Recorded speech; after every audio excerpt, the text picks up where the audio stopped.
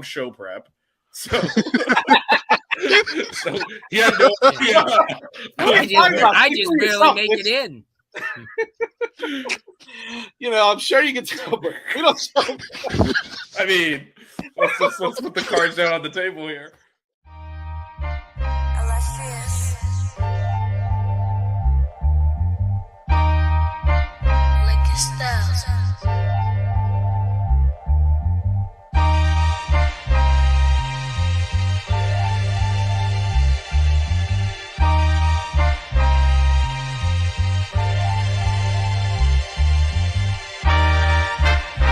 Miami Hurricanes, yeah. You know the name already. It's Mercy, ha ha.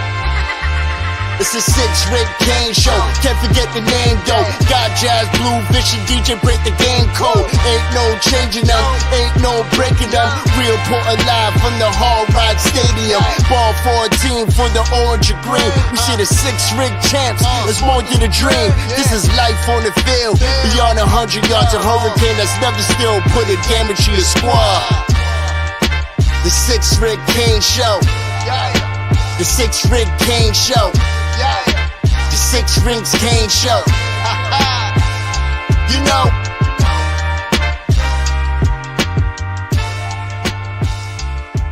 What's wrong with us? Seriously. What's wrong with us? We're Miami Hurricanes fans. Welcome to the 6 Rings Kane Show, a show dedicated to Miami Hurricane sports, featuring the legendary Larry Bluestein, Jazz Santana, Vish, and Danny Gillette. Let's go Canes.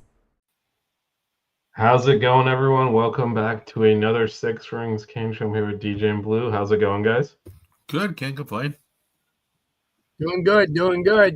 Yeah, we are. Jazz Santana is working through some technical difficulties. He claims the show's over. I feel like we're doing it, guys. I don't know. I feel like it's going. But It's going. Hopefully we're waiting shortly. So today's show, we're going to talk about the defense heading into spring. They just announced kind of a schedule. I saw the first Spring Packs opens on March 3rd. Spring game, I believe, is the Saturday of the Florida State baseball game. So that'll be a fun day on campus. But before we get into that, let's talk about our sponsor, which is You Break Wheel Fix, a longtime sponsor of the show now. Have you ever run over a pothole so hard your steering wheel shakes? Are you constantly losing air from your tires? There could be an issue with your wheels. And if you have an issue with your wheels, You Break Wheel Fix is your solution. You Break Wheel Fix is Miami's premier wheel repair and restoration company. They have over 20 years of experience, and they offer quick repairs for damaged wheels. And if they can't do a quick repair, they will give you a free loaner.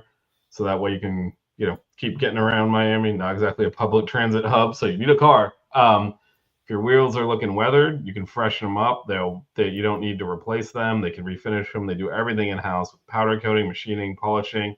Make your wheels look new without having to replace them. So make sure you give Mark and his staff a call at 305-748-0112 and follow them on all socials at You Break Wheel Fix. And if you mention 5 reasons, you'll get 5.5% off your next repair. That's You Break Wheel Fix powder coating and wheel repair, 305-748-0112, located at 1848 Northeast 143rd Street, North Miami, Florida, 33181. That's You Break Wheel Fix. And again, mention 5 reasons and get 5.5% off your next repair. So while Jazz works out his technical difficulties, I will take the wheel here. And so the topic today we decided to discuss was the defense. Obviously, the staff has been filled out. I guess we missed Blue. Blue, we never got your thoughts on the maybe we'll start there and get your thoughts on the defensive staff and how it kind of flushed out. So 2 defensive line coaches, 2 secondary coaches, and then the defensive coordinators coach the linebackers. So I guess overall, what are your thoughts on how the staff kind of got finalized? And also if you have any, thoughts, knowledge on the specific coaches brought in. Damian, I don't think you've been on since Damian Lewis and Will Harris were hired. So yeah, I'd love to get your thoughts on that. Well, definitely Damian Lewis, guy that knows the program, somebody who's, alum, has played at a high level, is a great teacher from what we hear. A lot of people in Colorado were saying how how much of an addition he's going to be because of the fact that he's a teacher, he's a disciplinarian. And that's the one thing, guys, I think that, with the new defensive coordinator, with Will Harris, they're all disciplined guys. I mean, they don't want to come in there and, they don't want to share your hamburger with you. I mean, they want to teach you football. And I think that's the big difference. I don't ever want to take shots at anybody, who's not here to defend himself. So, but the defense was horrible. As great as the offense was, the defense was horrible. And there was nothing in each game that would indicate that someone's going to, find something different to kind of work on to prevent, the bleeding. So new staff, new faces, new attitudes, new personnel. And I think, we failed to understand that there's 5 new faces in that defensive secondary, and 4 of them have been already impact players, and we're awaiting guys like Zaquan Patterson to, step up and start, making his presence. We already heard, from some sources down there that a couple of the players are already looking good, the incoming freshmen, which is great because last year at this time, not a lot of people knew about O.J. Frederick, and then against Florida, he's starting.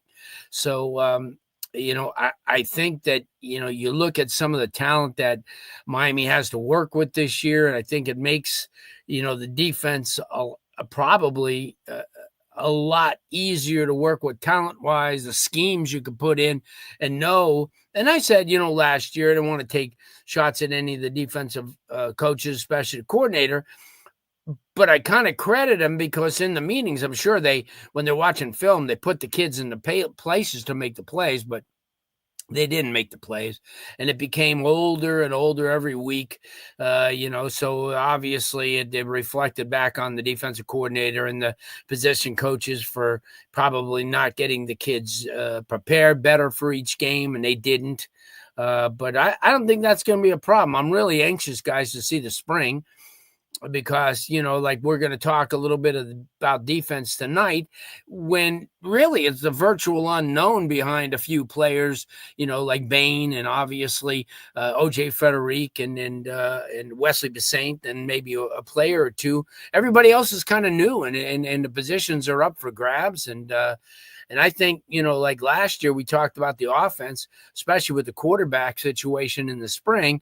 Obviously, we're in the same situation now, although not as in great of hands. But we only knew that last year by watching, somebody like, like Cam in the spring and watching him light things up and watch how he kind of acclimated himself. But he also had an offensive coordinator was on the same page, and his experience put everybody else on the same page. Do we have somebody in the defense beyond the coaches that could be that guy on the field that could kind of rally people around? Probably not right now, but that's why we have, a fiery defensive coordinator, and that's why we have some, and I'm excited about Will Harris because he's a guy that everybody wanted. It's like he just clashed with the coordinator at Florida, and that's one of the things. But you talk to anybody up there, and I do, and I know a lot of the other coaches, and obviously they won't go on record. But a lot of the players told me too that Will Harris is a gem. I mean, he's a teacher. He's a hard working guy out there. He's never going to leave any stone unturned. So I think from the standpoint of Lewis, Harris, obviously, and a couple of the other coaches that have joined the staff, I think we're going to be fine. And hopefully that by the middle of the year, it's going to be the strength of the team rather than a place that we looked at every week and said, oh, geez, we got to score 55 points to win this game. Because Miami's offense is going to be really good, but they're not going to be anywhere near what they were last year. So, yeah, I'm happy about the defense. I'm happy about the coordinator. I'm happy about the position coaches that we got because they're going to elevate each other. And like I said, and, you look at some of the personnel on the team and it's a whole new ball game from what it was last year, especially on the defensive side of the ball. DJ. Yeah, and when you mentioned disciplinarian and you mentioned coach, being able to coach them up, I think those two things were missing last year because I think although the schemes may have been put in place, the follow through in terms of being able to coach the players up so that they're all on the same page and the ability to be sort of a disciplinarian and have that focus on defense was missing last year. So I think with this new group, that's what you're getting, and because we all know the talent is there, especially on the defensive line. We were underwhelmed by the defensive line, last year, for example. And so I think this group should be able to get a little bit more out of their players or at least get them on the same page to where they feel comfortable. Yeah, I mean I think that's a good way to put it. I mean, I think our defense last year was just chaos. A lot of pointing, a lot of hands up in the air, like I don't know what I'm doing. Not a lot of defending. So, yeah, I think discipline starts as Blue was talking about. It starts in the in the meeting room. It doesn't. You don't just do it on the field. It's gotta. It starts there. It's knowing your assignments. Being ready for what the offense throws at you, and as Blue said, I'm sure I don't think Guidry should have ever been the defensive coordinator here, but he's not like completely. I'm sure whatever he was doing in the film room was supposed to work. It just didn't translate to the field. So, yeah, definitely needed a fresh start. Blue, one more thing on the coaches, and we're gonna go position by position. But curious to have thoughts on how we did talk about this on the previous show. So DJ and I've already given our thoughts, but on how they distributed the coaching staff. So the defensive coordinator coaching linebackers, and then two coaches on the D line, two on the secondary. Pretty odd split. What do you have any thoughts on that, or? You mean as far as what they added? You mean as far as the way that the coaches are distributed? Like there isn't a linebackers coach because the defensive coordinator, but there's two defensive line coach, two secondary. Kind of weird to do that. Don't know if you have any thoughts on that. No, maybe he felt comfortable playing to the strengths. I mean, you look at they didn't have a quarterback coach last year. They had an offensive coordinator, handle the quarterbacks because that was his strength. So I think that what they're trying to do is it's almost like coaching by committee. I mean, I think that everybody's going to get their own input, on the defensive side. That's the one thing too. I think that, since Mario's returned and his zest to try to get that perfect coaching staff together, it's a lot of trial and error, Vish, and I think that's what's happening here. There, you gotta, you coach against somebody or you coach with somebody and you know them from that standpoint, but until the bullets are flying, you really don't know them.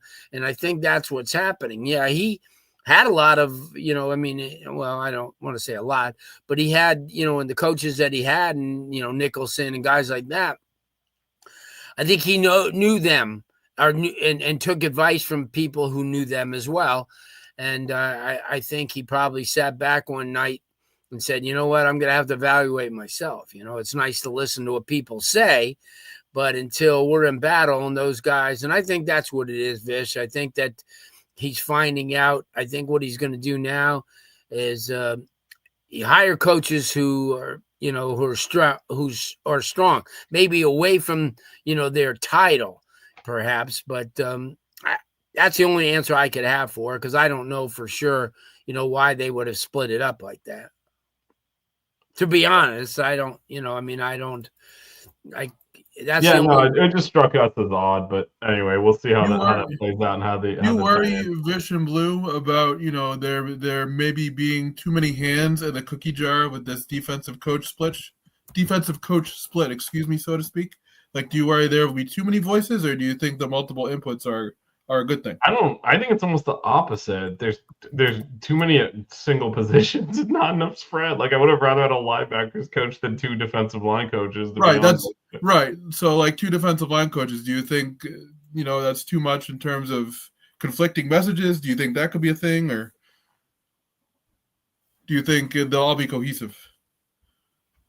We'll see. Question mark for me. Yeah. I mean, it's not even the position; it's just the dynamic of the staff, right? And how they kind of interact. You never know till you know. Hopefully he rated that. Speaking of interacting in team dynamic, we got our fearless leader has fixed his technology issues and made it in, and now everyone's in the wrong position. So I think this is standard operating procedure. Yes. Still having some of my phone. Apparently, X or Twitter decided it was time to make me, log off and sign in again and all that. So it's asking me for passwords that God knows what the hell my password is. I have 6 Twitter accounts. Like, what the hell? You know what I mean? So I have no idea. And now it's not even working on my phone. And I can't even post anything. So, yeah, it's driving me nuts right now. But we're here. I'm here. How are you guys? Good. How are you, Jess? Good. So just to recap, we did the ad read, so we're covered on that. And then Blue was never here. He missed the shows after we'd hired Will Harris and Damian Lewis. So we got his thoughts on that. He showed up perfectly on time to transition into position by position on the defense. So nice. This is me, throwing a completion over to the host here to drive that point. Oh man. So you guys we haven't talked about position. We haven't done any position stuff. We just got Blue stuff from the coaches. So you're primed to go through those. Well, one thing we do know is that spring football is coming up in 2 weeks, right? So not the beginning of next week, but the end of next week, if I'm not mistaken.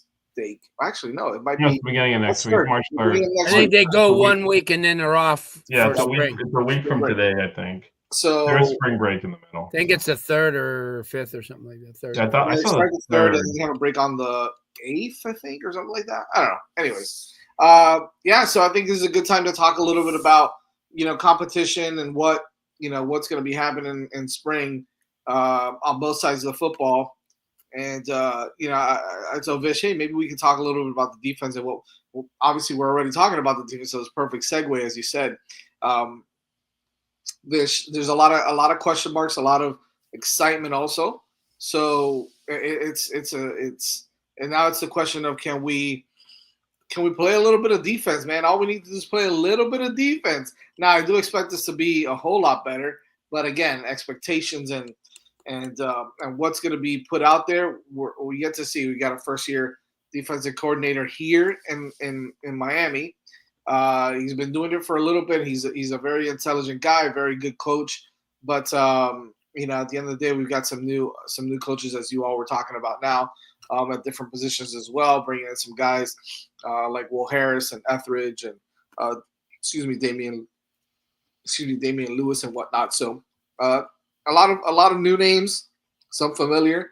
I know we got Terry Jefferson as well. So really excited about bringing him onto the staff again, coming back from Jacksonville State. I know Zachariah Poyser was happy about that as we spoke about it. So a lot of things going on defense. So I kind of wanted to break down a little bit on the defense. First of all, maybe position by position, and then just, as a whole, what we can expect in the spring. Probably the most important one I want to start off with right off the bat is the secondary, the defensive backs. I think that's going to be one of the biggest question marks, if not the biggest question mark of the offseason, is did we do enough there in the transfer portal, recruiting wise? Do we have the pieces? Some of the pundits, some of the experts, Blue, you can probably attest to this a little bit, are talking about us it going from a weakness to a strength with some of the guys that we brought in the portal and in recruiting. Talk to me a little bit about, first of all, what you like as far as what we brought in from the transfer portal. Do you think the guys are right? Do you think the experts are right? This could potentially turn into a huge upgrade and a huge strong point of this defense. Well, personally, I mean, obviously, like you look back to last year, and is suspect as the secondary said, and I go over it again. The front seven kind of took a vacation over the last 9 weeks, and that kind of put a lot more stress, on the secondary. But I think the talent-wise, as you mentioned, Zachariah Poyser and Xavier Lucas, Charles Brantley, guys like that come in and have an opportunity. You still have Markeith Williams, and we don't know how the Damari Brown situation. Hopefully he's healthy and ready to go somewhere. The Emmanuel Carnley kid that a lot of people have been talking Ethan about. O'Connor, right? Another stud. Yeah, Probably- yeah. Well, yeah, the Ethan O'Connor kid, and then OJ Frederick and Zaquan Patterson. So I'm shooting out a lot of names of a lot of kids, Dylan Day, guys like that have an opportunity to be in the mix. And I think the 7, 8, 9 names, I think another kid that's going to eke his way in because he's just too talented for some playing time is Bryce Fitzgerald, coming in from Miami Columbus. But you have going in with the names that I mentioned, with Poyser, with Brantley, with the kid Lucas, who I think is going to be a stud. I've watched him since he was in youth football. Zaquan Patterson, who I think we've been waiting. I think all four of us have been talking about getting a wrapper off of him for a while, and I think it's going to be off. They're going to let him loose. He's going to be the guy that's going to, kind of lead that way, in the safety position. And then, you got a kid who's been around for 4 years, and Markeith Williams and Dylan Day, who we were all very excited about, at times last year as well when we talked about him. And then you mentioned the kid Ethan O'Connor. I think they potentially have a lot more. Not potentially. They do have more talent than they did last year, and I think that even if the front seven takes a little bit of time, which it may, in developing, I think this secondary will have the talent to kind of make up for it where last year it didn't. And imagine if you get the front seven playing the way they should, especially linebacker key, because we know Mawanoa didn't have a great year last year. Wesley didn't have a banner year. So, you get guys, and we'll talk about the linebacker position in a couple of minutes. But, I think the secondary has the bodies, as we talked, and the potential and the experience. Anytime you get it, you get guys like, the Carnleys and the Brantleys and, Poyser, who come in, and Ethan O'Connor come in with playing time at the collegiate level. You're way ahead of the curve. Yeah, I agree. DJ, you recognize some of these names, especially a kid like Chuck Brantley from the Big Ten, and Yep. Carnley, I know, was over in the Pac-12, and then in Arizona last year or 2 years ago, and then some of the other names that have come in. Lucas, Like Lucas, right? Lucas is Yep. another kid that you got to see a little bit of as well. Talk to me about what you see from the defensive back position. Do you think it's definitely an upgrade? Are we still kind of like, it looks great on paper, let's see what happens on the field? Or are you kind of excited to see what they do? It looks like it's going to be one of our strong points on defense. Yes, to all of those. I'm excited to see what's going to happen on the field. It looks really good on paper, but it's a new defensive scheme, and obviously there's going to be kinks that need to be worked out. Certain formations, and trying to get everybody on the same page. I love the addition of Brantley. I love the addition of Lucas. I'm really curious to see if OJ Frederick can take that next step after a solid, freshman season last year. And so I do think on paper this secondary is better than what it was last year. I just need to see it as it relates to this new defensive scheme, because installing a new scheme obviously takes time. And then, like Lou mentioned, a lot of it relies on if the front seven can get into the offensive backfield. A lot of times, as much as I criticize the secondary play, and I definitely did my fair share, they were kind of left alone on an island because the front seven couldn't get home. So, I am very excited about what the secondary has to offer. I think there's a lot of depth. There's a ton of names. I'm excited about this scheme and that particular defensive unit, but we'll have to wait and see. But yes, I do think they're better off than they were last year at the position. Yeah, Vish, we've talked about it a lot, even off air, like ad nauseum. And we saw some of these kids live recently. We saw them in person. We're like, all right, some of these kids look like they're ready to go through a brick wall. I was guilty by saying, I think Chuck Bradley is a little small, a little on the smaller side, but based off of what I've been hearing, he looks to be kind of like that nickel corner guy that can cover inside running backs. And He can go outside if we have to, but he's going to be more versatile. And so I'm not really too concerned about his size, but just based off of the numbers and the guys that we brought in, some of the guys that have stuck around, are you excited about this defensive secondary, Vish, or are you still kind of cautiously optimistic, kind of waiting to see how first of all, Heatherman, right, Coach Heatherman, obviously how his scheme kind of lines up with our talent. Yeah, I mean, I think it'll be. Well, it's easy to say it'll be better when it was that bad last year, but I think talent-wise, I think talent-wise, it has probably gotten better. I just last year we were at this time, really high on Mish Powell. He started in the national championship game for Washington, so and he wasn't terrible or anything. He was solid. So, I think the schemes didn't do our players a lot of favors last year, and so it's hard to judge individual talent in a team construct. So there's that, but I do like the additions we brought in. I think there has been a talent upgrade.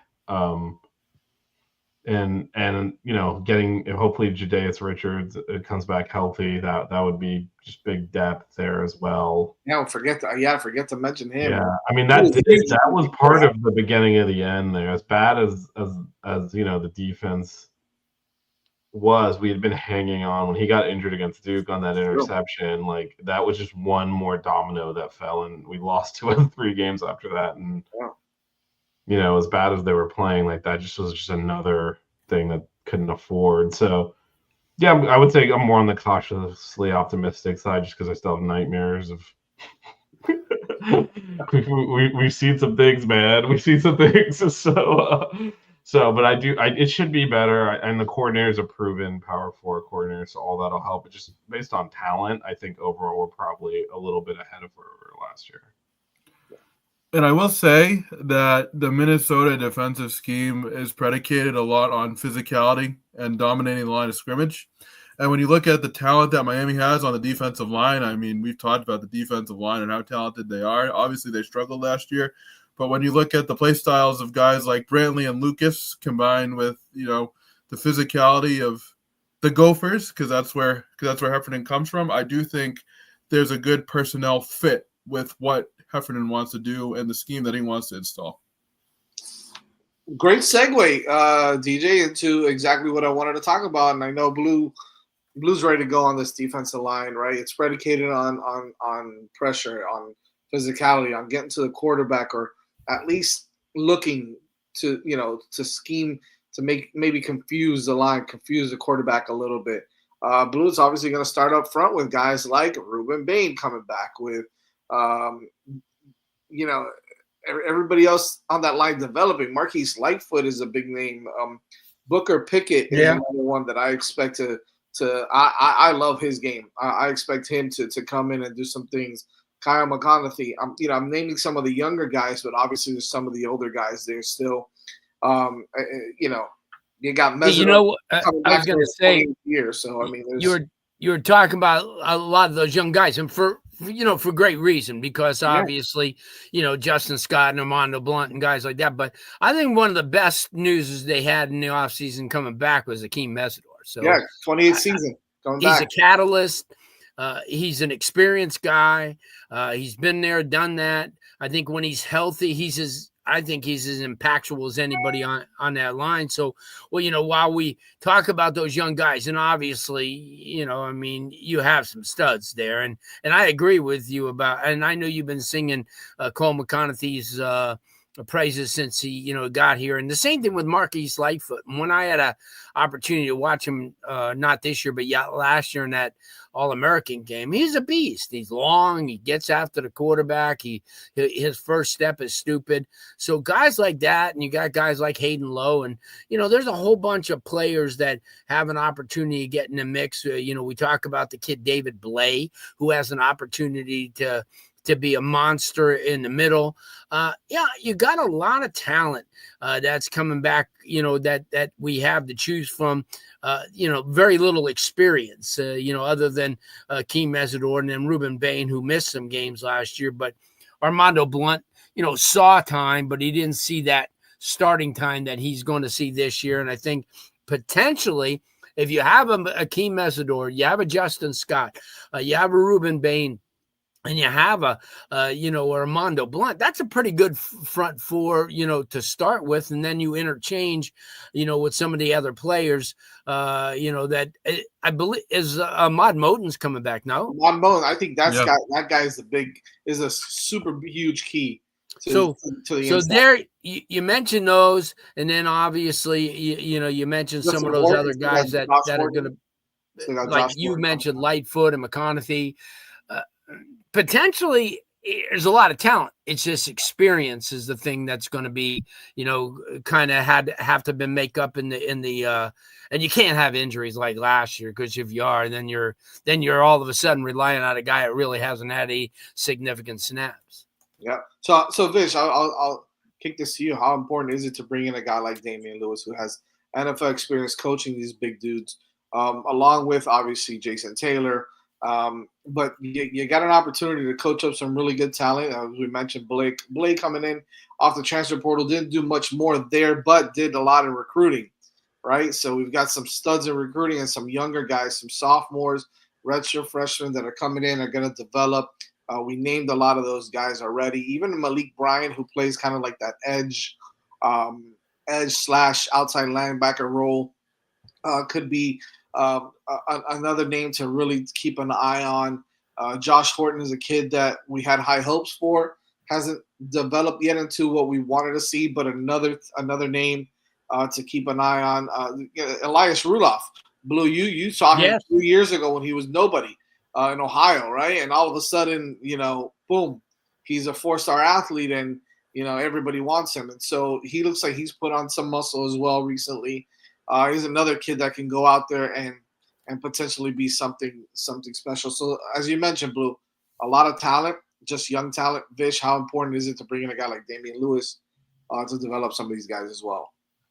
Yeah, I would say, it's important, assuming, it works out. But because I think the coach, look, it's hard for me to explain how the defensive line was that bad last year, given the makeup of the roster.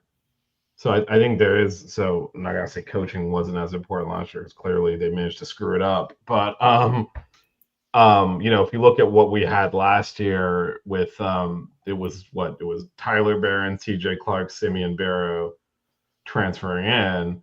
Those were all proven at the P4 level. We have a lot of young guys coming up now needing, obviously you have Ruben Bain. Blue mentioned Mesidor's, frankly, probably our best defensive lineman. And then we did get Ahmad Moten back too, which is big from experienced depth. But then everyone else is young. It's not that they haven't played at all, because obviously Armando played, Justin Scott's played, like you mentioned, Malik Bryant has played, but it's a lot of young players we're relying on. So it puts a premium on the coaches to, this is old school. Develop your recruit them, develop them, and then unleash them. If you look at our projected starting defensive line, really only Mesidor is a transfer at this point. So while a lot of our other positions is kind of transfers left and right, this is a lot of homegrown talent on the defensive line. So yeah, coaching them up is going to be important. And Mesidor has been here 3 years now. It's not like a new transfer. So yeah, again, I think we'll see. We still have Jason Taylor there as well. So we had two defensive line coaches. Between the two of them, they gotta get the production out of this unit that was inexplicably lacking last year. I still don't understand how they were that poor last year, given all the talent. They shouldn't. There's really no excuse for the performance of that defensive line. So hoping that we get better. I would say on paper, the talent last year, it was a joke how much talent was on the defensive line. And there'll be bigger joke was how poorly they performed. So if going back to your previous question, we're talking defensive backs. I would say we probably look worse on paper than we did last year at this point. The other part of this too is you want to prevent additional regression on the defensive line as well. You want to make sure you can keep their skills as well as continue to develop them, because any further regression from the defensive line, that would be disastrous. I think you're right, Blue. I think everybody's right here. This defense, not only is it going to be, predicated on that physicality, like you mentioned, DJ and all that. But I think we're going to go as far as that defensive line goes, man. It's so important that defensive line dominates this year. You got to have like that Georgia, Alabama, Ohio State, Clemson line where they just go out there and they create havoc. And that's at the bottom line. At the end of the day, that's what you want, is to create havoc. So the quarterback has to hurry his throws, has to create things that out of nowhere and not be, and then make errant throws, and it's just do all the crazy shit that we see people do to us every once in a while, or not only to us, but just big time defensive lines, that what they do to quarterbacks, what they do to other offenses. You got to be able to have that again. You got to have that dominance in the front to win.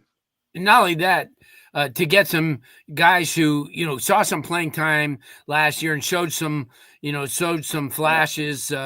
Booker Pickett, love that kid. I think that kid's gonna be special.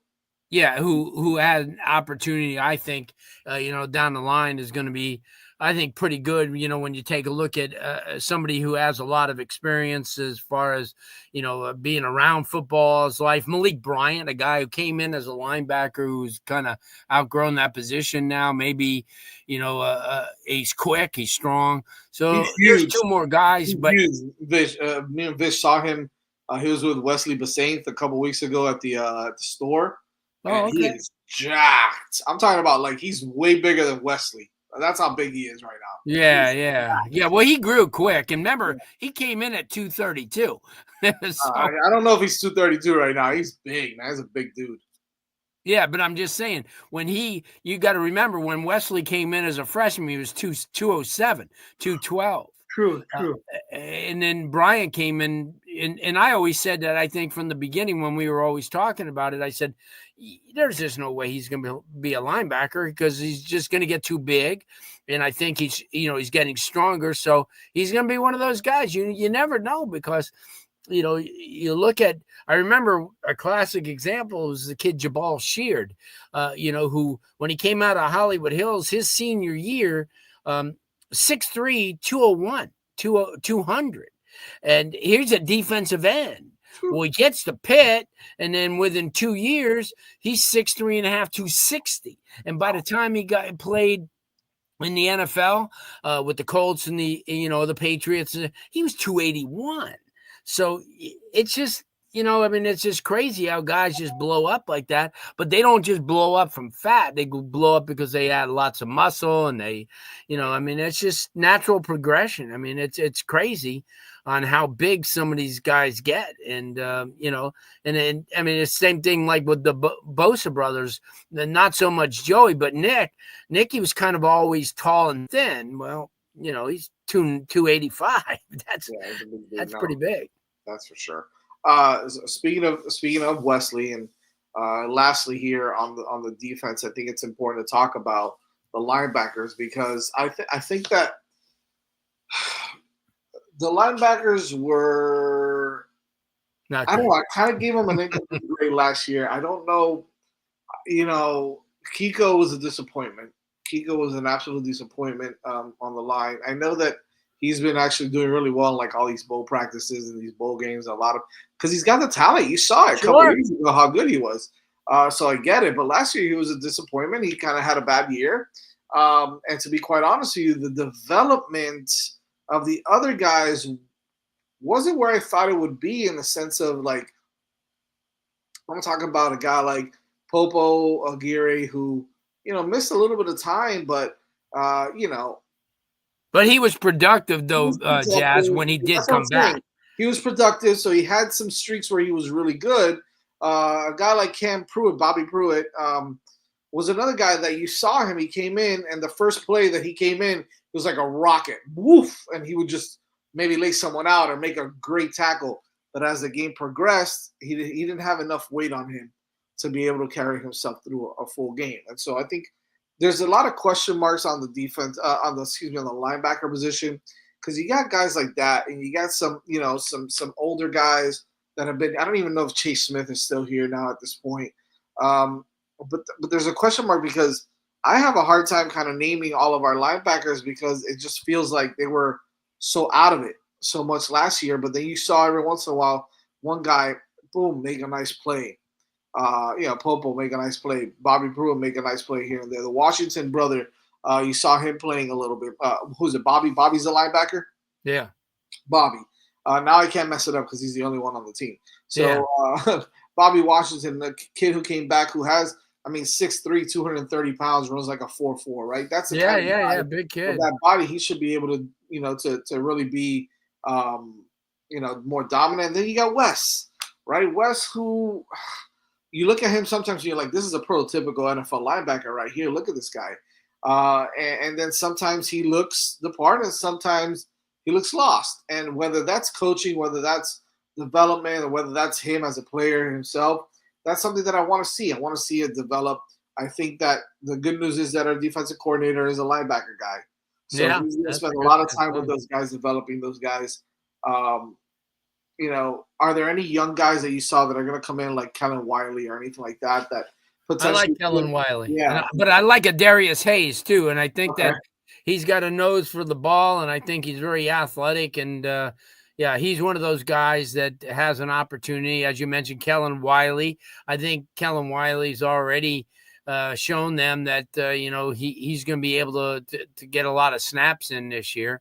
And there's a lot of guys that are down there already, already making noise, and doing outstanding jobs. And one of them's the defensive back that we talked about last year that may not play for a year or two because of his injury. And the kid from Miami Central, he's already looking freaking, they said, as good as anybody down there.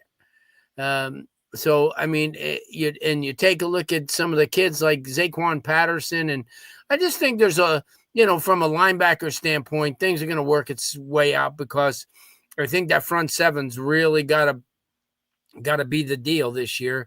But as you mentioned, maybe not so much as it was last year, because you got better and more athletic defensive secondary. So, the offense is still going to be a dominant part of this team, especially with that offensive line.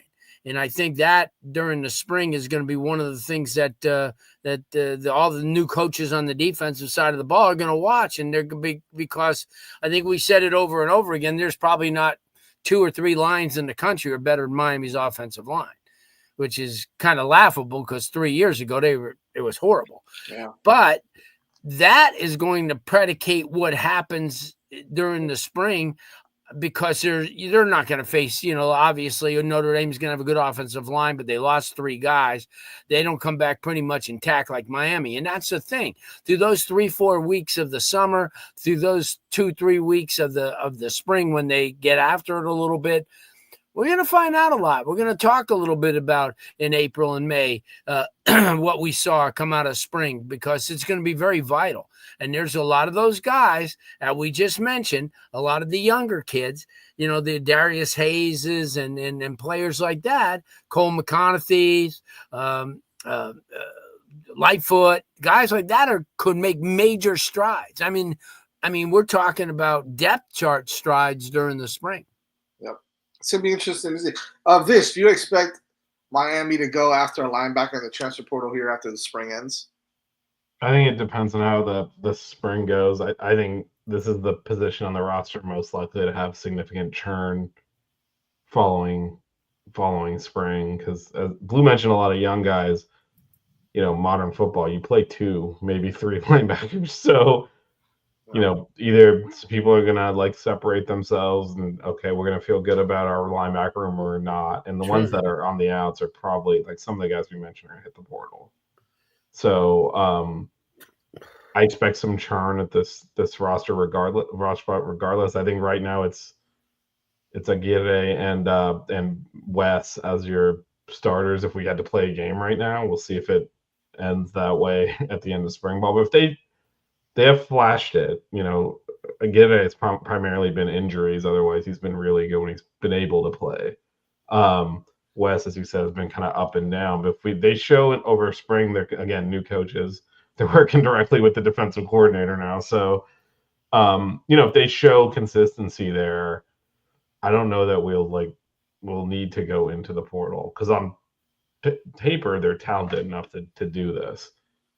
Now, if they're concerned about it, I think we'll go on the portal. But I think some of these young guys, again, because you don't play that many linebackers anymore. You play two, maybe you have a pass, a run specific personnel package and a pass specific personnel package. But you kind of ride your two guys, which last year for us was Kiko and Wes, and the other guys rotated in some. It didn't get that much playing time, so some of these guys that are second or third on the depth chart, if they don't feel there's a good chance for them to start, they might hit the portal themselves, then we'll need to go there for depth at least. But I think Wes and Agede are good enough to be the starting linebacker pair. I watched a little bit about Minnesota last year, Vish, and Minnesota's counted on their linebackers quite a bit. And they rotated 3 and 4 in. So his style may be a little bit different. I guess, we'll see what happens. Last year, we had a different type of, style. But I think, watching Minnesota, watched them against USC, I had a chance to watch them against Wisconsin and Iowa last year. And their defense was predicated on the revolving linebackers. And they had they were running last year at times a 3-4. They would have 4. They would drop their outside linebackers back a little bit in the coverage. But we're not going to see a defensive end cover. That's for damn sure this year. I mean, you can almost guarantee that.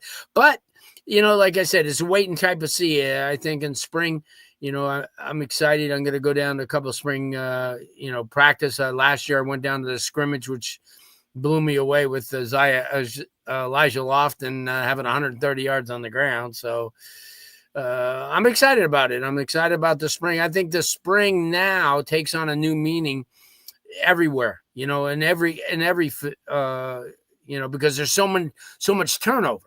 There's so many portal kids in and out. You got to kind of know what you have. Like, it's just sort of like now I was noticing, I was watching a little bit of the Met game yesterday, and they were talking about the same thing, how the starters are going a little bit longer earlier, because of the fact that there's so many new faces on these teams. And but my Mets are going to be a juggernaut when it comes to scoring runs, boy. I'll tell you that. Damn. Oh, this show took a turn, huh? Yeah. Okay, though. Red Sox. But I did go. I was up at Under Armour yesterday, up at Bishop Moore. The Miami version will be this Sunday over at Ives Park, and I was telling Vish and DJ there a lot of talent was on hand. Not so much maybe Miami, prospects, but I got a chance to see some of the kids. Maybe Brian Harris, a defensive lineman out of Mandarin, who obviously anytime you mention Mandarin, Miami's got 2 guys, and a coaching staff that knows it. The Chancellor Barclay kid, the offensive lineman, I had an opportunity to watch him. He's a good looking kid. And obviously Miami's done pretty well in that Central Florida area with linemen. Intriguing linebacker. We're talking about that. A kid, Noah Hamlin. He's from Pensacola Catholic. And Miami's, up in that Pensacola area, obviously. They're not they're camping out over at Wise's doorstep. So them and 88. I don't know if you remember that movie Johnny Be Good with that when he was a high priced quarterback and every Anthony Michael Hall. Yeah. Well, that reminds me of him. I mean, because everybody's been offered by 50 schools, and everyone's camping out and at the store telling grandma, "Listen, if you come to A&M," So it's it's pretty neat. I got a chance to see Noah Grubbs. He's the deal. Notre Dame got a good one in him. Obviously, and it's great because the guy who trains him trains Darian Coleman. So it's. Darian wasn't there. He was at 7-on-7, but he's a beast. There's a lot of talent there, guys. I mean, you have an opportunity to see, some of these linemen and some. But this week is going to be worth the price of admission down at the Miami one, because you're going to have all the elite kids like Derek Cooper will be there, and all the top Miami targets, in South Florida. So these things maybe because they're in shorts and t-shirts, they're not gonna. They show you a little bit of twitch. The kid Isaiah Williams yesterday. I don't want to That's a drop big any. time linebacker that I know decommitted from FSU earlier, right? Yeah, well, let me tell you, he's ran a 4.41, and he's a big kid. And Miami's definitely on his radar. He was down for the FSU game this year. I think he was going to come back for the Duke game, but next year definitely going to be at the Miami Notre Dame game. Right. So there's a guy right there that would you talk about remedy. He could remedy that position. Goes to a smaller school in Tavares, but still, he could. Like yesterday, you could tell. Yeah, he could have come from a town of 18. The way he looked yesterday, and that another kid who's kind of like a guy that Miami needs to kind of stay on is this C.J. Branaugh. He's out of Windermere, which is in Orlando. I mean, this kid technically as a cornerback is a beast. Long arms. I know Miami's on him. He's in their list. Several kids had Miami on their list. Obviously, maybe not as the priority, but the scene changes this week when 90% of the kids are from 50 to 70 miles away. So, so that's it as far as that's concerned. Then you have rivals coming up in a couple of weeks. And then, as you said, spring. And the spring's going to be great because of the fact that we're going to see who, how many, because, Miami hosts a lot of these schools during their spring, and they get a chance to go down and watch. So that's it. Sounds pretty damn awesome. Give us a little show and tell here, Blue, before we get out of here. What do we got? Show and tell. A little older here. We go back to 69. This is a quarterback that actually wore white shoes for Miami. His name is Kelly Cochran. This is it's back in the 60s, 69. Wow. Kelly was a pretty good quarterback. He kind of revolutionized white shoes. I'm going to show you a little bit of what a difference in coaching staff, huh? Jeez, oh my God! Who's the head coach? Who's the head coach? Back then, I think it was Pete or Walt Kachevsky was the head coach. Yeah, Walt right here, who became the athletic director. He's known for being the biggest Gator hater in the world. I like it. And he didn't like them. And then let me see here. I'm going to show you a picture of a couple of guys. Let's see who. Bo Dunn from the Dunn family up here from Gables. We have, let's see who else. I think this was the year that Chuck Foreman was a freshman or sophomore. So I don't know if they're just copy and pasting the same photo over and over again. What? The photos look like it's just a copy paste of the same photos. Is that what happened? They they all look the same. Wait, what yeah, they do. They're all white pasty looking guys from up north. Okay, I wasn't going that far. It's black and white. They're like wearing the same. Oh, well, here we go. Haircut is what I was going at, Blue, but definitely all white pasty. Here you go. I was with Blue on that one. I was thinking, wow. Bellamy right here, the first African American football player for UM. Right here. Nice, awesome. Very cool. They don't make programs like that. Kind of sticks out over the rest of them. Tony Stowers, who played in the NFL, right there from Connecticut. Let's see. That's it. All the rest suck. Yeah, no, I don't know if they sucked. That was not the goal. What were they in 69 there, Vish? You always like to look that stuff up. What was their record in 69, Vish? Oh, boy. Here we go. Oh, jeez. Because their schedule was probably not the greatest. But no, I can't say that. They used to play some tough ass. Well, here's the freshman team. Let me see if I know anybody here. They were 4-6. Yeah. Huh? 4-6. Right here, number 20 in the middle, guys. 20. He's the state senator from Utah. Burgess Owens. Burgess Owens. There it is. Number 20 from Jacksonville. So Miami started getting a little bit of color, and that was it. And then Chuck Foreman's in here too, right here. This is where my finger is. Chuck Foreman, number 40, whatever. This is nostalgic, guys. I'm telling you. I love it. I love it. I love it. People don't realize how there's not very many people that, and when I'm dead and gone, that'll be it. That era will be over. No one's going to care about that stuff anymore. Let's keep you around a little bit longer there then. I'm trying, man. I'm trying, You know what? The internet's forever, so it is there now. Yeah, that's right. The internet. That's One right. day I'll cut together all of your show and tells and just release a special edition show and tell show. Yeah, this Footballville guy wanted to do like a documentary with me and highlight all these. Yeah, I don't know. Wait a minute. I'm not very good at promoting myself, believe me. So that's it.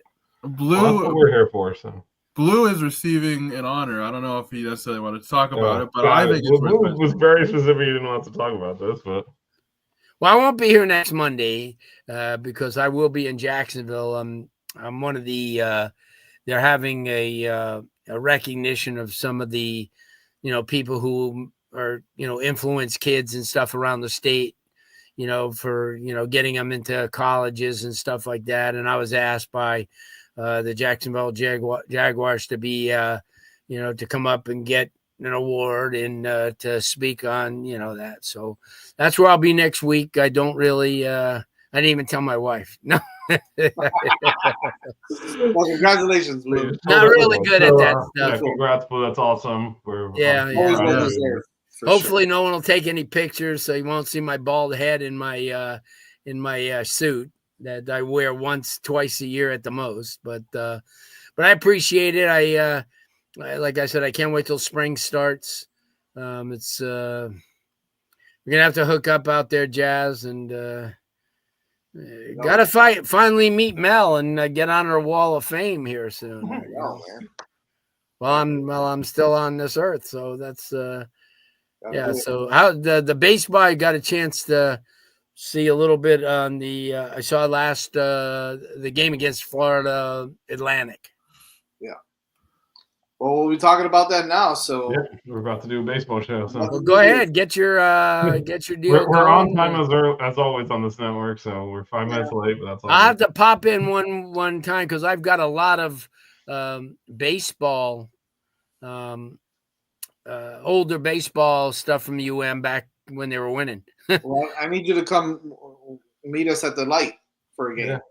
Yeah, well, I have to look at the schedule, see what's. A Friday. It's usually got to be a Friday night because Saturday usually do camps and stuff. So gotcha. And so who do they got coming up? Anybody really, really good? The Gators this weekend.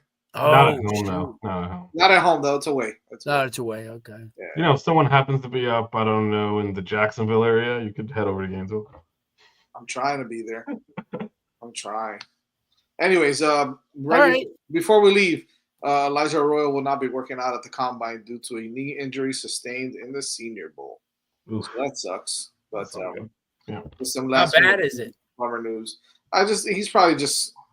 I think we know where he's slotted already, right? He's got to be number 2 or number 3 tight end behind Tyler Warren, probably. So, I guess it all depends on when the team wants to take a tight end at that point.